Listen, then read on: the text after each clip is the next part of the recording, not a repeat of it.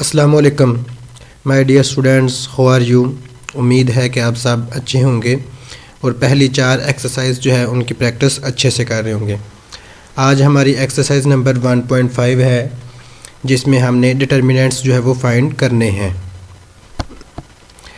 उसमें हमें जो है वो एक अमाउंट दी गई होगी ए या बी या सी या डी, तो उसका हमने डिटर्मिनेंट जो है वो निकालना है। तो ऐसे तमाम स्टूडेंट्स, ऐसे तमाम व्यूवर्स, ऐसे तमाम जो है वो इल्म के मुतलाशी जो इस चैनल पे नए हैं तो वो हमारे चैनल को सब्सक्राइब कर लीजिएगा ताकि हमारी नेक्स्ट आने वाली वीडियो जो है वो आप तक जल्द से जल्द पहुंच सके। तो उसके लिए जो है वो आप इसको सब्सक्राइब कीजिएगा और साथ बेल आइकॉन जो है वो उसको ज़रूर प्रेस कीजिएगा। तो चलते हैं जी हम क्वेश्चन नंबर 1 की तरफ। तो क्वेश्चन नंबर 1 में हमें ए की वैल्यू दी गई है -1, 1, 2 एंड 0। तो हमने ए का डिटर्मिनेंट मक्ता यानी फाइंड करना है, मालूम करना है। तो ए के मक्ते को जो है वो हमने सिंपल ए के इर्द गिर्द जो है वो सीधी लाइनें लगा दी जाती हैं तो वो ए का मक्ता बन जाता है। तो ये इतना मुश्किल नहीं है, ये बिल्कुल नहायत ही आसान है। इसमें जो है वो क्रॉस मल्टीप्लाई की जाती है और दरमियान में साइन जो है वो नेगेटिव का लगाया जाता है। तो इसके लिए हम ब्रैकेट इस्तेमाल कर लेते हैं। -1 को 0 के साथ मल्टीप्लाई करना है तो -1 मल्टीप्लाई बाय 0। दरमियान में साइन जो है वो माइनस का हो जाएगा।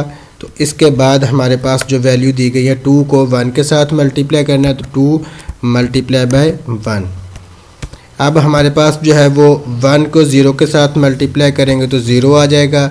दरमियान में माइनस है तो यहाँ माइनस, 2 को 1 के साथ मल्टीप्लाई करेंगे तो 2 आ जाएगा।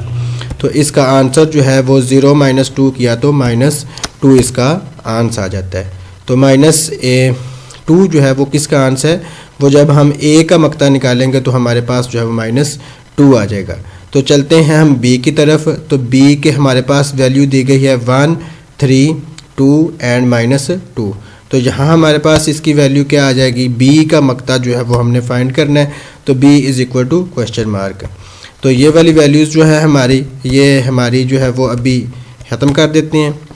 तो b की वैल्यू हमने निकालने के लिए 1 को मल्टीप्लाई करना है 2 के साथ। तो यहाँ आ जाएगा 1 मल्टीप्लाई बाय 2 और साथ जो है वो माइनस का साइन था तो यहाँ माइनस आ जाएगा।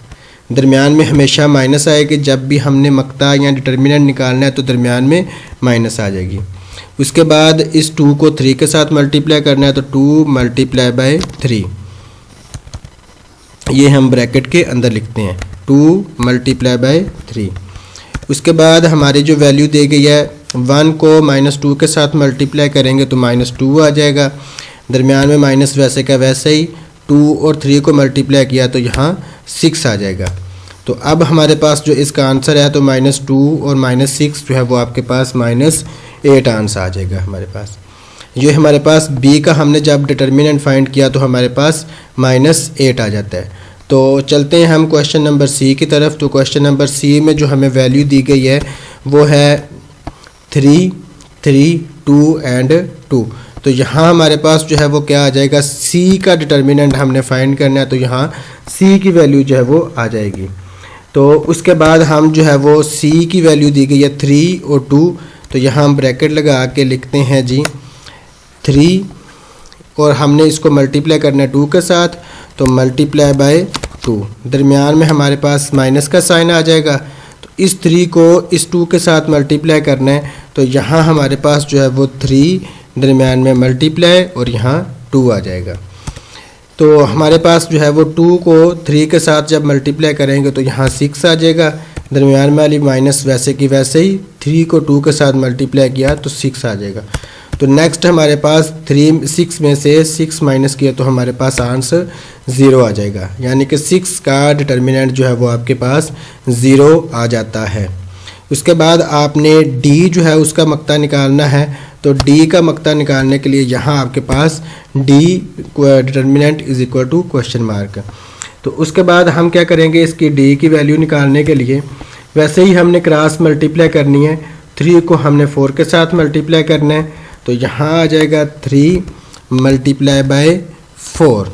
दरमियान में साइन कौन सा आता है जी, बिल्कुल माइनस आ जाएगा। फिर हमारे पास जो है वो क्रॉस मल्टीप्लाई करेंगे तो 1 को 2 के साथ मल्टीप्लाई करेंगे तो 1 मल्टीप्लाई बाय 2। इसको जो है हमने ब्रैकेट के अंदर लिखना है 1 मल्टीप्लाई बाय 2। तो नेक्स्ट हमारे पास 3 को 4 के साथ मल्टीप्लाई करेंगे, तो 3 को 4 के साथ किया तो 12, दरमियान में माइनस वैसे का वैसे ही, 1 को 2 के साथ मल्टीप्लाई किया तो 2।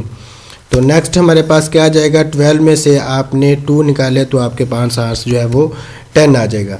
तो ये हमने डिटर्मिनेंट निकालने थे, तो वो हमारे पास बहुत ही इजी दिए गए थे, जिसमें हमने किसी भी अमाउंट का डिटर्मिनेंट निकालने के लिए क्रॉस मल्टीप्लाई कर देते हैं, यानी कि जो डायगोनल्स एंट्रीज़ होती हैं, वतरी एंट्रीज़ होती हैं, उनको आपस में मल्टीप्लाई करते हैं और दरमियान में सिंबल जो है वो कौन सा लगा लेते हैं, माइनस का। तो डिटर्मिनेंट जब भी निकालना है तो दरमियान में सिंबल जो है वो माइनस का ही होगा।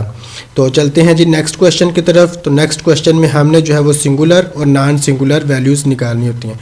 तो क्वेश्चन नंबर 2 हमें दिया गया है, तो उसमें हम वैल्यूज़ लिखते हैं। तो उसमें हमें वैल्यूज़ दी गई हैं, a is equal to 3, 6, 2 and 4, b is equal to 4, 3, 1, 2, c की वैल्यू दी गई है 7, 3, -9, 5 और d की वैल्यू दी गई है 5, -2, -10 एंड 4।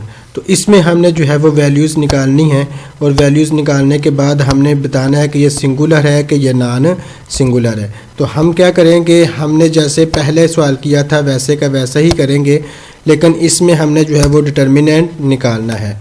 और डिटर्मिनेंट अगर हम निकालें तो ये इज़ इक्वल टू 0 आ जाए तो वो हमारा आंसर जो है वो सिंगुलर होगा। अगर क्या हो गया, अगर हमारे पास डिटर्मिनेंट 0 के इक्वल आए तब हमारे पास जो है वो आंसर, वो फिर जो है वो कॉलम जो है वो सिंगुलर होता है। इसको उर्दू में नादर कहते हैं। तो चलते हैं जी हम क्वेश्चन नंबर ए की ही तरफ।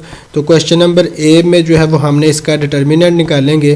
तो 3 को हमने मल्टीप्लाई करना है 4 के साथ, तो यहाँ आ जाएगा 3 मल्टीप्लाई बाय 4, दरमियान में साइन माइनस का, फिर हमारे पास जो है वो वैल्यूज़ दूसरी आ जाएंगी, 2 और 6 को मल्टीप्लाई करना है 2 और इसको हमने मल्टीप्लाई करना है 6 के साथ। तो यहाँ हमारे पास वैल्यू क्या आ जाएगी, 3 और 4 को मल्टीप्लाई करें 12 और दरमियान में माइनस है, 2 और 6 को मल्टीप्लाई करें तो 12। तो इसका आंसर जो है हमारे पास क्या आता है, 0। अब देखें जो मैंने ऊपर कंडीशन लिखी थी वैसे ही हमारी कंडीशन जो है वो सेटिस्फाई करती है। अगर हमारे पास किसी भी अमाउंट का डिटर्मिनेंट वो अगर इज़ इक्वल टू 0 हो तो वो कॉलम, वो मैट्रिसेस जो है वो सिंगुलर होता है। तो ए जो है हमारे पास क्या है जी, बिल्कुल ये हमारे पास सिंगुलर मैट्रिक्स है। उसके बाद हम चलते हैं बी की तरफ। तो यहाँ हमारे पास जो है वो बी आ जाएगा, तो यहाँ बी की वैल्यू पुट कर लेते हैं। तो यहाँ बी के बाद हमें जो वैल्यूज़ दी गई हैं वो हम लगाते हैं। बी की वैल्यू यहाँ 4 दी गई है और यहाँ 2 दिया गया है। तो सबसे पहले इसका डिटर्मिनेंट जब हम निकालेंगे तो 4 को हम मल्टीप्लाई करेंगे 2 के साथ। 4 को जब 2 के साथ मल्टीप्लाई करना है तो उसकी वैल्यू लिखेंगे, तो 4 मल्टीप्लाई बाय 2, दरमियान में हम माइनस लगाएंगे। उसके बाद 3 और 1 को मल्टीप्लाई करना है, तो यहाँ 3 को मल्टीप्लाई करेंगे 3 मल्टीप्लाई बाय 1, ये हमारी मल्टीप्लिकेशन हो गई। फिर हमारे पास जो है वो 4 और 2 को मल्टीप्लाई करना है, तो यहाँ आ जाएगा 8, दरमियान में माइनस, और 3 को 1 के साथ मल्टीप्लाई किया तो आपके पास 3 आ जाता है। तो नेक्स्ट आपके पास जो है वो 8 में से 3 माइनस करें, तो 8 में से 3 माइनस करें तो आपके पास आ जाता है 5। अब हमने जो है वो बी का जो है वो डिटर्मिनेंट निकाला। तो बी का जब हम डिटर्मिनेंट निकालते हैं तो ये हमारे पास आया है इज़ इक्वल टू 5, और ये किसके इक्वल है जी, ये जो है ना, अगर हम बी का डिटर्मिनेंट की बात करें तो बी के डिटर्मिनेंट जो है वो हमें 0 के इक्वल नहीं दिया गया। अगर किसी भी अमाउंट का डिटर्मिनेंट 0 के इक्वल ना हो तो वो हमारे पास किसके इक्वल आता है,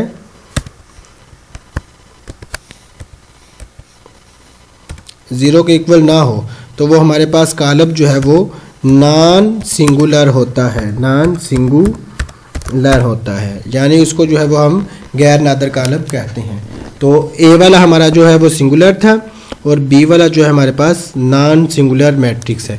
तो चलते हैं जी हम क्वेश्चन नंबर 3 की तरफ। तो क्वेश्चन नंबर 3 यानी कि सी का जो है हमने डिटर्मिनेंट निकालना है। अगर उसका डिटर्मिनेंट 0 के इक्वल आ जाए तो वो हमारे पास सिंगुलर है, अगर 0 के इक्वल ना आए तो हमारे पास नॉन सिंगुलर है। तो हम इसको जो है वो यहाँ क्वेश्चन मार्क लगा दें। सी की वैल्यूज़ हम जब लगाएंगे तो सी की वैल्यू निकालने के बाद 7 को हमने मल्टीप्लाई करना है 5 के साथ।